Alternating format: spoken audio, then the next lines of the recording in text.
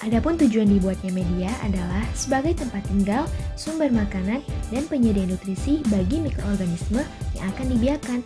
Selain itu, media juga berfungsi untuk mengasingkan, mengirimkan, dan menyimpan mikroorganisme dalam waktu yang lama di laboratorium.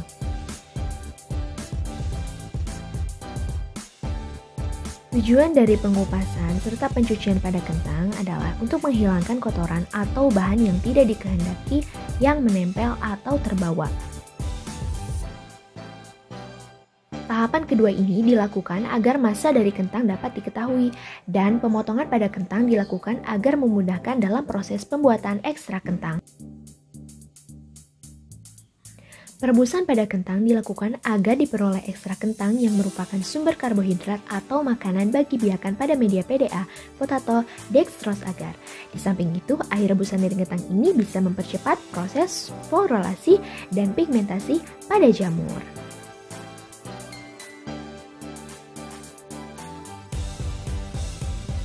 Pemisahan potongan rebusan kentang dan air rebusannya bertujuan untuk memudahkan penggunaan air rebusan kentang yang akan ditambahkan dengan gula dan agar-agar.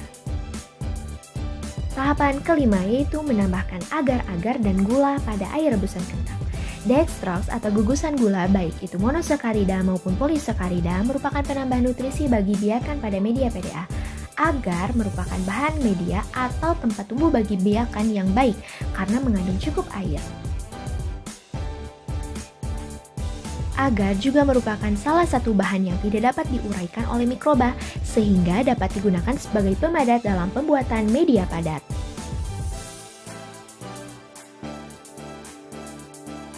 Tahapan yang keenam yakni pemindahan media PDA. Pemindahan media PDA pada cawan Petri dan tabung reaksi dilakukan agar memudahkan tahapan selanjutnya. Cawan Petri berfungsi untuk membiarkan atau kultivasi mikroba. Media dapat dituang ke cawan bagian bawah dan cawan bagian atas sebagai penutup. Di dalam mikrobiologi, tabung reaksi sendiri digunakan untuk uji-uji biokimia dan menumbuhkan mikroba. Tahapan selanjutnya adalah pembungkusan media dengan kertas. Pembungkusan cawan Petri dan tabung reaksi dilakukan agar media yang digunakan tidak terkontaminasi sehingga proses sterilisasi pun berjalan dengan baik.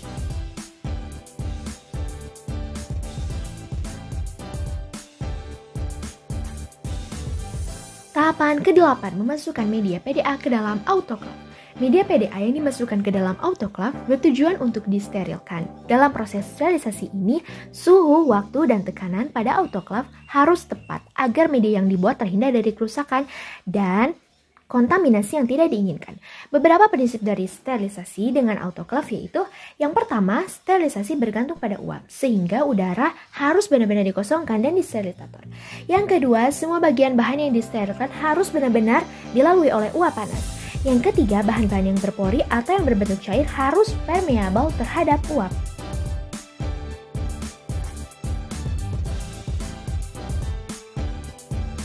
Tahapan ke-9, menyalakan autoklaf sampai suhunya mencapai 100 derajat Celcius.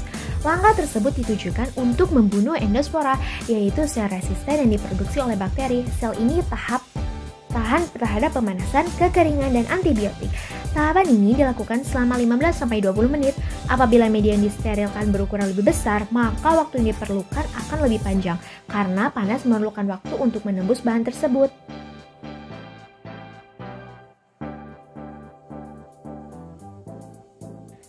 Tahapan ke-10 yakni mematikan autoklaf dan menunggu sampai keesokan harinya.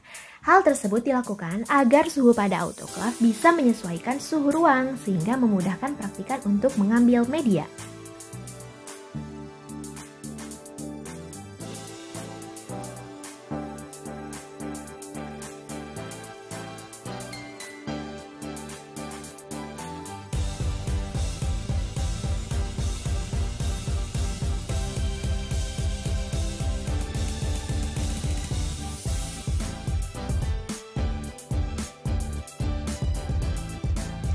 Tahapan ke-15.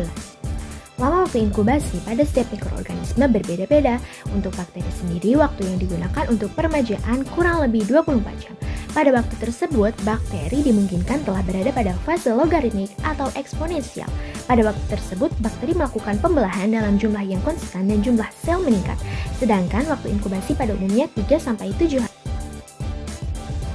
Tahapan terakhir adalah pengambilan sedikit sampel. Proses pengamatan dilakukan untuk mengamati apakah terdapat bakteri atau jamur yang tumbuh pada media yang telah diinkubasi.